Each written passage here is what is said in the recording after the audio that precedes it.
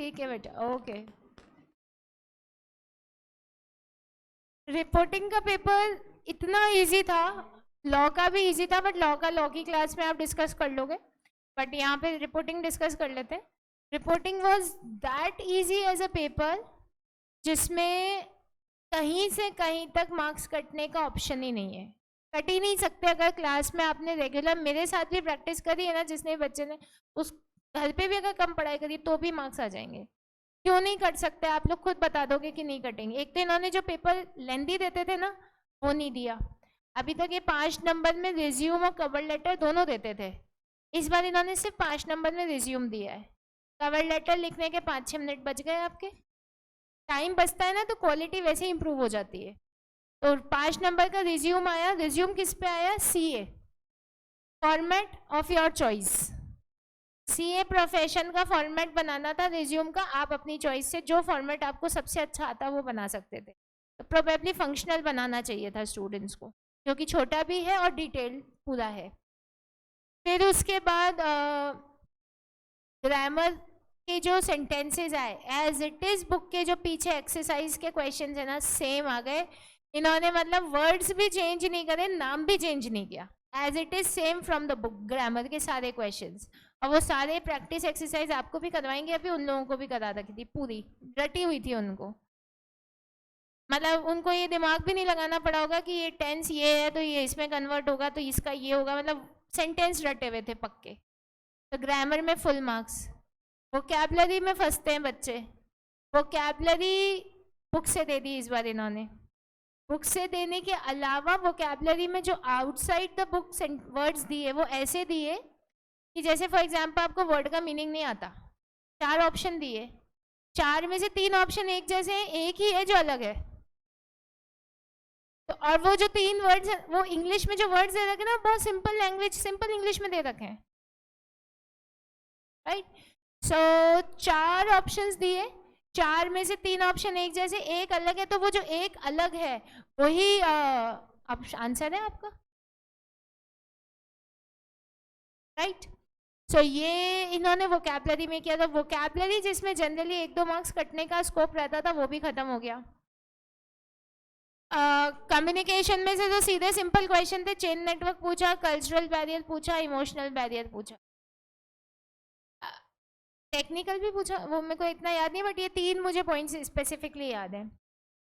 Comprehension passage, comprehension passage में इन्होंने वो केस स्टडी वगैरह कुछ नहीं दी।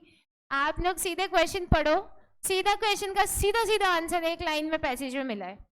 5 क्वेश्चन दिए, 1 नंबर का एक क्वेश्चन था, वोकैबलरी उसमें डाली नहीं, एक लाइन का आंसर था, सीधा सीधा पैसेज में मिल रहा था, बिना पैसेज पढ़े क्वेश्चन के बेसिस पे आंसर मिल रहा था, बिल्कुल वर्ड टू वर्ड। तो वो पूरे मार्क्स आ गए। नोट मेकिंग सिंपल थी। प्रेसी राइटिंग में क्या किया इस बार इन्होंने, प्रेसी राइटिंग में जो पैसेज दिया वो पता है कौन सा दिया, कम्युनिकेशन चैप्टर की थ्योरी दी है। वो लाइन पढ़ी थी ना, we are bombarded with the noise during our waking hours, वो पढ़े थे ना, बैरियर, वो ड्यूरिंग फिजिकल बैरियर्स क्या होते हैं और टेक्निकल बैरियर्स, उन सब का कॉम्बिनेशन बना के पैसेज बना दिया। तो वो लैंग्वेज पूरी पढ़ी हुई कम्युनिकेशन की, अपनी लाइन बाय लाइन चैप्टर पढ़ा है अपन ने, उसकी प्रेसी बनानी थी। हेडिंग क्या बन रही थी, सीधे सीधे बन रही थी बैरियर्स।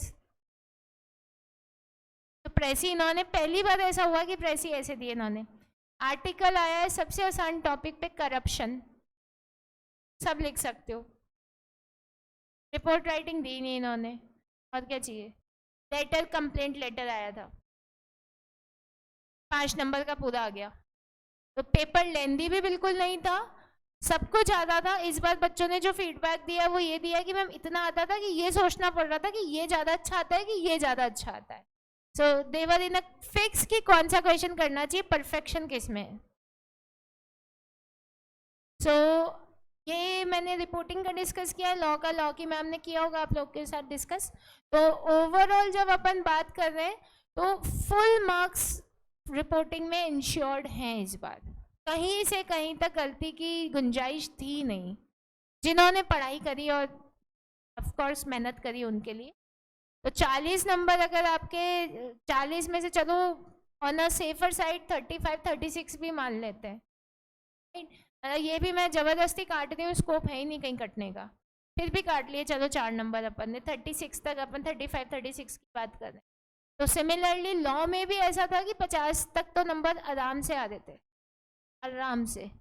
लॉ में 50 मार्क्स लॉ में आ रहे हैं, 35 इसमें भी आ रहे हैं, तो भी आपने 85 प्लस, तो स्कोर 100% है आपका। ये मैंने लोअर साइड पे बताया स्कोर, लोअर साइड का स्कोर है ये, हायर साइड पे तो आप देखते हैं बच्चों ने क्या किया होगा, उस पर डिपेंड करेगा। तो आप लोग मुझे बताओ, ये जो पेपर मैंने डिस्कस किया है इसमें कहाँ कट सकते हैं मार्क्स? पैसेज में जब सीधी लाइन मिलती है 5 नंबर पूरे। नोट मेकिंग बहुत इजी आई थी, कोलेस्ट्रॉल लेवल कैसे बढ़ता है और उसको कैसे इंप्रूव करना चाहिए, बस ये बात थी उसमें मार्क्स नहीं कट रहे। प्रेसी एज इट इज बुक की आ गई, उसमें मार्क्स नहीं कट रहे। फिर उसके बाद लेटर राइटिंग, कंप्लेंट लेटर आ गया पूरा पड़ा हुआ है, उसमें मार्क्स नहीं कट रहे। आर्टिकल कर रहे हो, उसमें मार्क्स नहीं कट रहे। करप्शन में कहाँ कटवाओगे मार्क्स? ऐसा जब सब कुछ आता है तो आर्टिकल स्किप कर देना चाहिए, क्योंकि 1.5 पेज लिखना पड़े, टाइम लगता है। फिर उसके बाद रिज्यूम सीए का फंक्शनल फॉर्मेट रटा हुआ है, वो उसमें मार्क्स नहीं कट रहे। वोकैबुलरी में कहीं नहीं कट रहे, ग्रामर में कहीं नहीं कट रहे, और कहाँ कटाओगे? बताओ कहाँ कटवा सकते हो, खुद बताओ, कहीं नहीं हो रहे। तो दिस वाज द पेपर, और मुझे उम्मीद है कि अब जो नेक्स्ट अटेम्प्ट्स रहेंगे उसमें भी पेपर कंपैरेटिव लॉ रिपोर्टिंग का easy। तो रिपोर्टिंग कई बार ऐसा होता है कि रिपोर्टिंग इजी आती है लेकिन लॉ मुश्किल आ जाती है, या लॉ इजी आती है रिपोर्टिंग थोड़ा सा अलग आ जाता है पेपर। तो रिपोर्टिंग का पेपर तो मैं टफ वैसे कभी मानती ही नहीं हूँ कि टफ हो सकता है। रिपोर्टिंग में क्या टफ की गुंजाइश ही नहीं है, ही नहीं, सब्जेक्ट ही ऐसा नहीं है ये। लेकिन ओवरऑल इन्होंने इस बार लॉ को भी बहुत इजी कर दिया, बहुत simple direct questions, case study भी बहुत सिंपल थी, कॉन्सेप्चुअल अंडरस्टैंडिंग थी तो कर सकते थे, और रिपोर्टिंग तो नो डाउट मैंने बताई। So go with this thought process, इसी थॉट प्रोसेस के साथ जाना। अब इसमें एक थॉट प्रोसेस ये भी आ सकता है कि आसान है तो क्यों पढ़ना है, राइट? ये जो मैंने आज आप लोगों को बात बताई है, इसके बाद ये जनरली ये डेवलप हो सकता है कि आसान है तो क्यों पढ़ना है, इजी गोइंग है। तो वेल इन दैट केस अगर इस थॉट प्रोसेस के साथ जाएंगे अपन, तो जहाँ 40 में से 40 मार्क्स आ सकते थे, वहाँ अपन कहीं 25 30 पे फंस जाएंगे, बिना पढ़े आ जाएंगे। ऑल दो आपके 40 में से 30 नंबर 25 नंबर ऐसे पेपर में, लेकिन फिर भी यहाँ पे 10 नंबर तक की गुंजाइश और थी जो आपने स्किप कर। तो आई एम नॉट सेइंग कि इस पे ही लग जाओ, इसी को मेहनत करो, इसी में से 40 में 40 लाने। Of course all subjects are important, और जो बाकी के हैं उनकी अपनी वेटेज है, उनकी अपनी इम्पोर्टेंस है, उनकी अपनी टेक्निकलिटीज़ है जिसको समझने में टाइम लगता है, राइट?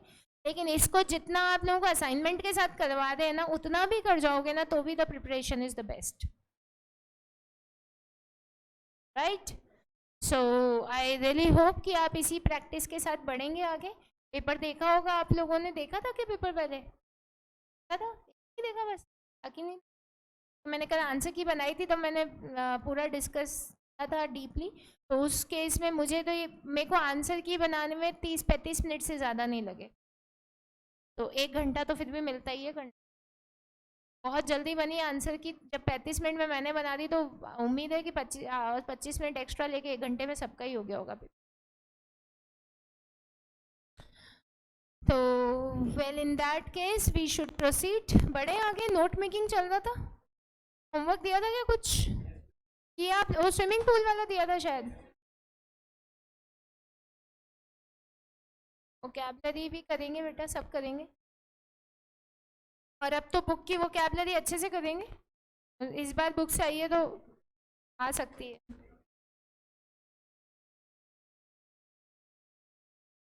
हाँ नहीं, लिमिटेशन कुछ भी नहीं है, इस बार भी इन्होंने 50% वोकैबुलरी तो आउटसाइड द बुक ही दी, लेकिन इजी थे। अब ये एक ईडियम सुना है आप लोगों ने, out of the blue?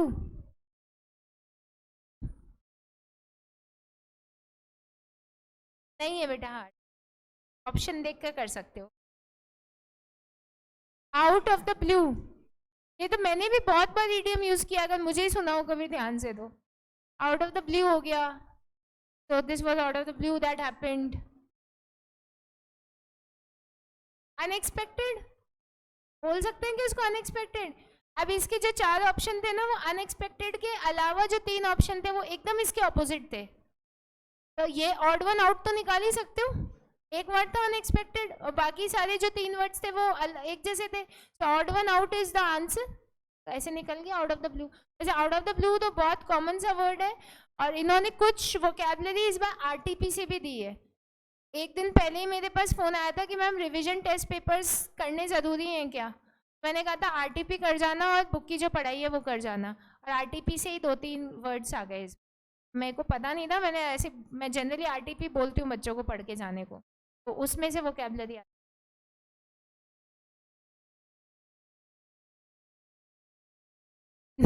No सुध भी ऐसा कोई रूल नहीं है बेटा कि इस बार इजी आया तो आपके टाइम पे बहुत हार्ड आएगा. रिपोर्टिंग में क्या हार्ड आ सकता है बेटा. तो मुझे समझ नहीं आता कि रिपोर्टिंग में हार्ड क्या हो सकता है. आप लोग बताइए, एज ए स्टूडेंट आप अच्छा बता सकते हो. हाँ, नोट मेकिंग लग रहा है तो अभी नोट मेकिंग खत्म नहीं हुआ ना, होने दो पहले खत्म. रिज्यूम तो बेटा फंक्शनल लेंदी वाला नहीं आता. कभी आज तक ऐसे नहीं बोला उन्होंने कि क्रोनोलॉजी बनाओ या कॉम्बिनेशन बनाओ, कभी नहीं बोला. तो या तो ये चॉइस दे देते हैं या फंक्शनल या टेबुलर में से दे देते हैं. फंक्शनल आता है, टेबुलर तो ये तो बहुत इजी है. लेंदी कहाँ है, कहाँ लिखना है फंक्शनल में, कहाँ लिखना है एम्प्लॉयमेंट एक्सपीरियंस. फंक्शनल में तो है ही नहीं, समरी भी नहीं है, कुछ भी नहीं है. वो तो क्रोनोलॉजी या कॉम्बिनेशन में होता है, वो तो आता ही नहीं. और क्या चाहिए. हाँ, अभी तक नहीं आए, कभी नहीं आया आज तक. आज तक क्रोनोलॉजी कॉम्बिनेशन स्पेसिफिकली इन्होंने कभी नहीं पूछा. अब इस बार इन्होंने जो पूछा वो बोला सीए में डिटेल रिज्यूम बनाओ.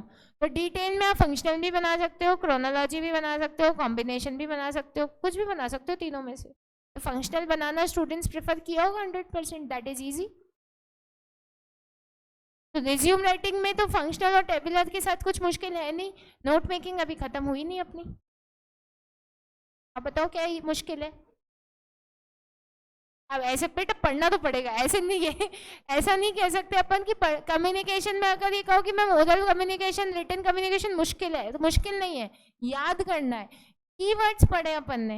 एक चैप्टर है, एक चैप्टर तो थ्योरी का याद कर सकते हो. जब एक चैप्टर ये याद नहीं करते तो 60 नंबर कैसे याद करोगे उसके साथ 60 मार्क्स की. तो वो इंटरेस्टिंग हो चाहे नहीं हो, लेकिन है तो 10 नंबर का ही. वेटेज का भी तो कितना फर्क है, तो हो सकता है. सुध भी ऐसा नहीं है बेटा, है ना.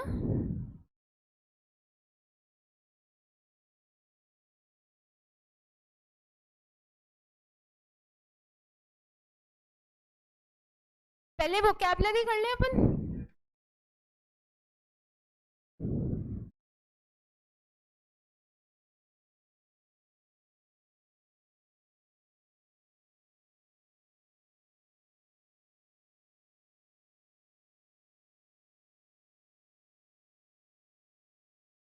जार्गन वर्ड्स करवा दिए थे आप लोगों को. अब आ जाइए पेज नंबर 3.11. Page number 3.11.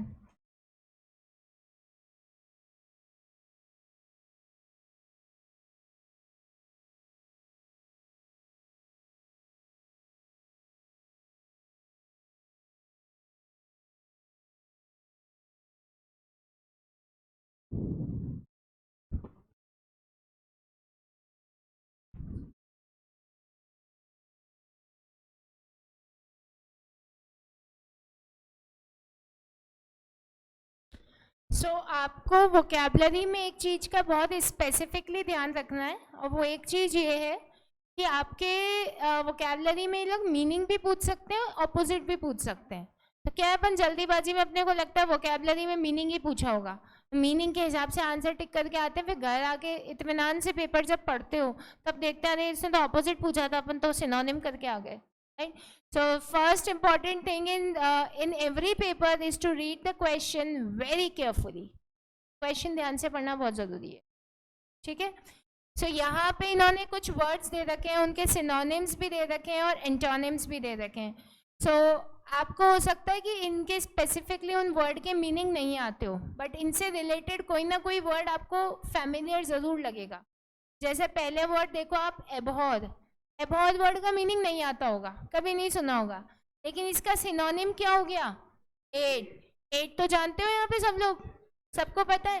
तो बाय डिफॉल्ट एबहॉर का मीनिंग क्या हो गया अब, सिनोनिम मतलब सिमिलर वर्ड्स होते हैं, पर्यायवाची, और एंटोनिम मतलब ऑपोजिट, विलोम शब्द। सो एबॉर का मीनिंग क्या हुआ? हेट हुआ कि नहीं हुआ? सो अब ऐसे आप इसको याद कर सकते हो, एबॉर मीन्स हेट, सिमिलरली डिटेस्ट का मीनिंग भी हेट, और लीथ वर्ड का मीनिंग भी हेट, राइट। तो ये सारे वर्ड किससे जुड़े हुए? हेट। ये एग्जाम के अलावा भी अगर आप चाहें तो वैसे भी कीवर्ड्स आप याद कर सकते हो, क्योंकि आप जैसे हेट वर्ड यूज कर सकते हो, that there should, he should not keep any hate for you, right, या हेट्रेड फॉर यू, या we should not hate anyone, so we should not carry a feeling, we should not abhor anyone, या we should not have a feeling of detest for anyone। तो एक ही word है ये, hate की जगह ये use करोगे, लैंग्वेज अच्छी ऑटोमेटिकली हो जाएगी आपकी। हेट का ऑपोजिट क्या होगा? लव, लाइक, ये तो सिंपल वर्ड है। एडमायर और रेलिश, किसी को एडमायर करना, तारीफ करना। तो अब इसमें जो डिफरेंट वर्ड्स है ना, उन्हीं को हाईलाइट करना, उन्हीं को याद करके जाना। बम्बास्टिक मीनिंग लिखिए इसका, बम्बास्टिक यानी एनर्जेटिक, एनर्जेटिक।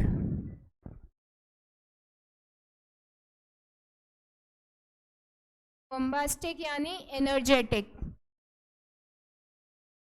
एनर्जेटिक की जब अपन यहाँ पे बात कर रहे हैं यानी full of energy, right.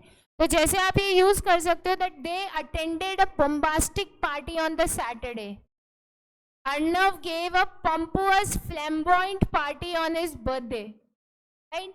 So इसका मतलब क्या है कि कैसी पार्टी थी? एनर्जेटिक पार्टी थी, जोशीली, एकदम फुल ऑफ एनर्जी। और इसका एग्जाम अपोजिट क्या हो जाएगा? डल, ढीली डाली, लैकलस्टर, इनएक्टिव, जिसमें कोई एनर्जी नहीं हो। तो अभी सुनोगे तो भी याद रह जाएंगे ये वर्ड्स आप लोगों को, ऐसे बहुत मुश्किल नहीं है। Next is cacophony. कैकोफोनी का मतलब होता है ऐसी आवाज जो कानों को अच्छी नहीं लगे, चुभने वाली आवाज जो होती है ना, हार्श साउंड, डिसएग्रीएबल नॉइज। जैसे कुछ पर्टिकुलर आवाजें होती हैं जो अच्छी नहीं लगती कान को सुनकर, जैसे स्पीकर से जो होती रहती है, जो कई बार स्पीकर से आवाज निकलती है, तो that is very disagreeable, cacophony noise है वो, राइट। उसके अलावा जैसे पर्सनली मुझे ऐसे कुछ भी घिसने की आवाज़ आती है ना, जैसे ये एकदम से इसको आप पुल करोगे तो घिसने की आवाज़, या ये जो स्टील की ये बने हुए आपके लेग्स बेंचेस के, इनको घिसेंगे तो आवाज़ आती है अजीब सी, तो that is very disagreeable as a noise, right. और इसका एग्जैक्टली ऑपोजिट हो जाएगा मधुर आवाज़, जो सुनकर अच्छी लगे, तो उसको क्या बोलेंगे अपन? यूफोनी या फिर pleasant sound, right. Next is jovial. Jovial के आगे लिख लीजिए खुशनुमा। जोवियल मीन्स खुशनुमा। सो खुशनुमा, चीयरफुल, चीयरफुल कॉमन वर्ड है, सुन रखा है आप लोगों ने पहले। लाइवली, जॉयस, ये सब सुन रखे। जोवियल ही शायद नहीं सुना होगा, so now you can start using this. So all the students of GCF2 are jovial. GCF2 के सारे स्टूडेंट्स जोवियल है, मतलब खुश, खुश रहने वाले बच्चे हैं, हैप्पी बच्चे हैं, राइट। और इसका ऑपोजिट क्या हो जाएगा? सैड। सैड आपको पता ही है, दुखी, एकदम परेशान। तो इसमें जो नया वर्ड है वो है आपका मोरोस, इसको टिक कर लो, this is a new word. Dull, unhappy तो आप लोगों ने सबने सुन रखा होगा, तो morose. Next is dirty. Dirty यानी गंदा, राइट। सो स्क्वालिड, फिल्दी और अनकेम्ड, जैसे बोलते सच अ डर्टी रूम, उसकी जगह you can simply say such a squalid room. How filthy your room was, तो how filthy your room was मतलब कितना गंदा था। अनकेम्ड, तो ये डर्टी की जगह आज से रूल बना लो, स्क्वालिड, फिल्दी या अनकेम्ड वर्ड ही यूज करना हमें, तो राइट। तो कहीं जाओ कुछ डर्टी लगे तो उसकी जगह अगर पहली बार में कोई वर्ड याद नहीं आया तो फिल्दी वर्ड यूज कर लेना। फिल्दी की प्रैक्टिस हो जाए तो फिर स्क्वालिड, स्क्वालिड की प्रैक्टिस हो जाए तो अनकेम्ड। ऐसे एक एक चीज भी अपनी वोकैबुलरी में इंक्रीज करोगे ना तो ऑटोमेटिकली आपकी लैंग्वेज अच्छी हो जाएगी। आप किसी आप जैसे अभी आप ये सेमिनार में गए, वहाँ पे आपको कहीं पर कुछ अनसिस्टमेटिक सा लगा या अच्छा नहीं लगा, तो आपने कहा ओ हाउ फिल्दी, बस 2 वर्ड बोले आपने, हाउ फिल्दी, बस। इसकी जगह यार कितना गंदा है, उसकी जगह आपने बोल दिया हाउ फिल्दी। तो वो हाउ फिल्दी बोलती है, आपकी तरफ लोग देखेंगे यार क्या इंप्रेशन, क्या आदमी है, मतलब कितनी अच्छा, मतलब हाउ गंदी गंदा चीज़ है कोई, उसको भी कितना अच्छे से एक्सप्रेस कर जाएंगे। So this is a basic concept of improving your English. इसका ऑपोजिट क्या हो जाएगा? Clean, hygienic, organised. Verdant, verdant के आगे लिख लो हरा भरा, हरियाली जो कहते हैं अपन।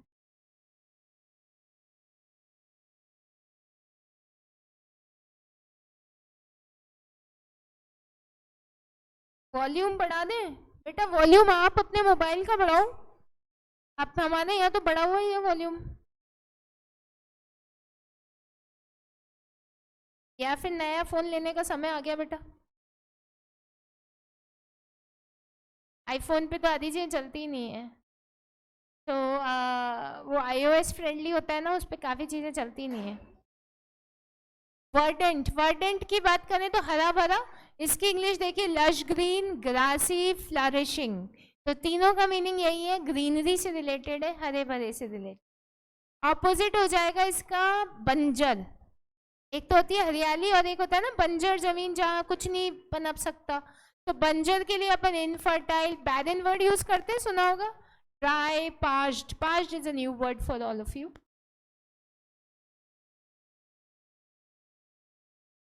नेक्स्ट है आपका डेस्टिट्यूट। डेस्टिट्यूट का मतलब है जरूरतमंद, गरीब या जरूरतमंद। हिंदी लिखते जाना, याद करने में आसानी रहेगी आप लोग। गरीब बोल सकते हो, जरूरतमंद बोल सकते हो। आज भी आपकी क्लास 12:50 तक ही है, मतलब मैसेज आया 12:50 तक का है, 1 बजे तक का है? 12:50 पक्का? सो डेस्टिट्यूट यानी जरूरतमंद, गरीब तो नीडी, पुअर, इनकेपेबल, और इसका ऑपोजिट हो जाएगा रिच, जिसके पास सारे रिसोर्सेज सफिशिएंट है। तो rich, affluent, well off. Affluent अच्छा वर्ड है, नया वर्ड है। इंसाइट, इंसाइट का लिखिए आप उकसाना। इंसाइट की हिंदी हो जाएगी आपकी उकसाना किसी को।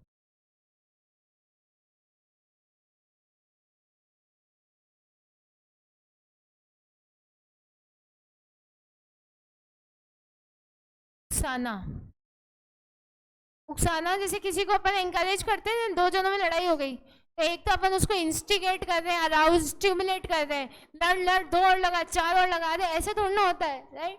तो वो बेचारा हो सकता है थम जाता अगर आप नहीं बोलते तो, लेकिन आपने तो उसमें और कहते हैं ना आग में घी डालना, वही वही वर्ड है ये, इंस्टिगेट करना, अराउज करना, स्टिमुलेट करना।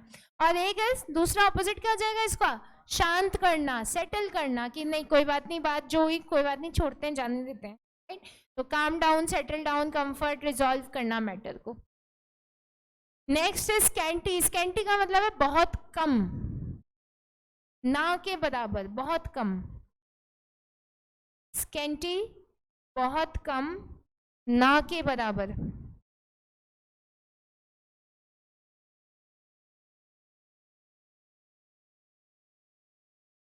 ना के बराबर की जब अपन यहाँ बात करें तो meagre can be the word, जैसे student topped the exam despite the meagre means, despite the scanty means, मतलब उसने एग्जाम टॉप किया, उसके पास जो मीन्स थे, रिसोर्सेज थे, वो बहुत कम थे, उसके बावजूद उसने एग्जाम में टॉप किया। तो स्कैंटी यानी बहुत कम, मीगर, डर्थ, लेस, आपको पता ही है। और इसका ऑपोजिट क्या होगा? बहुत सारा, अबंडेंट, प्लेंटी, फुल ऑफ। तो अबंडेंट वर्ड आप यूज कर सकते हैं, जैसे अगर आपको किसी को बर्थडे विश करना हो, तो आप कहते हैं ना wish you a very happy birthday, तो you can say abundant wishes on your birthday. आप ऐसे भी मैसेज भेज सकते हैं। या प्लेंटी ऑफ विशेस, या किसी को थैंक यू बोलना हो तो यू कैन से thanks in abundance, thanks in plenty, thanks in bunch. तो ये अच्छे वर्ड्स हैं बोलने के। ऐसे भी बोल सकते हो may you be blessed with abundant happiness, Joy, forever.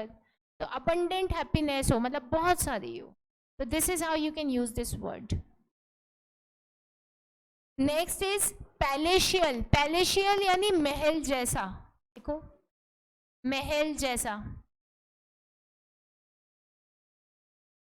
Palatial यानी महल जैसा. महल कैसा होता है? ग्रैंड, बहुत बड़ा, एलिगेंट होता है, सुंदर होता है.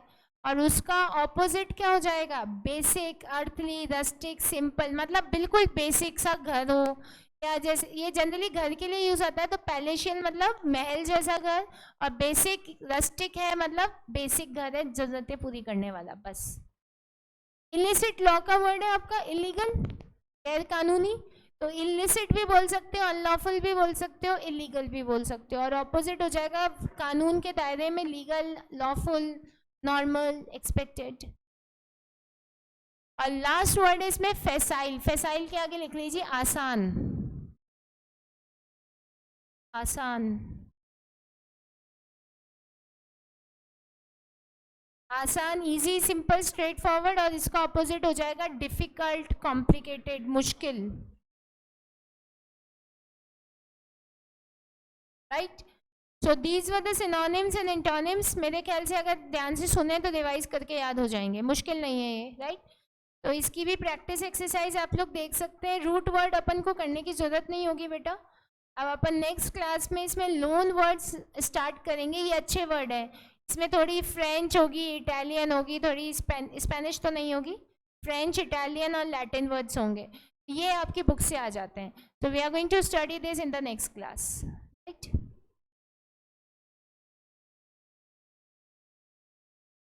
कॉनोटेशन नंबर 6 सुरभि बेटा.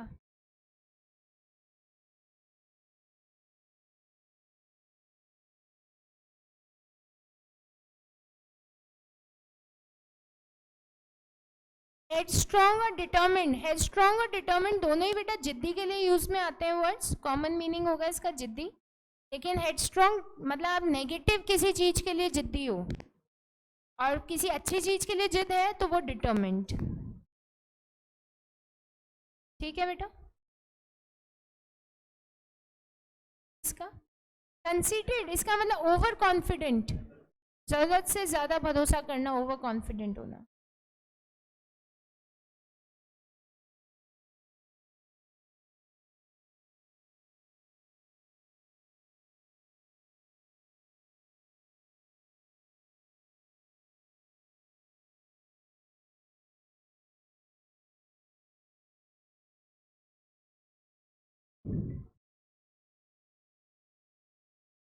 स्क्राउनी, जरूरत से ज्यादा पतला, जो कुपोषक का शिकार होता है ना, एकदम खाने को ही नहीं मिल पाता बेचारों को, जिनको बहुत ज्यादा.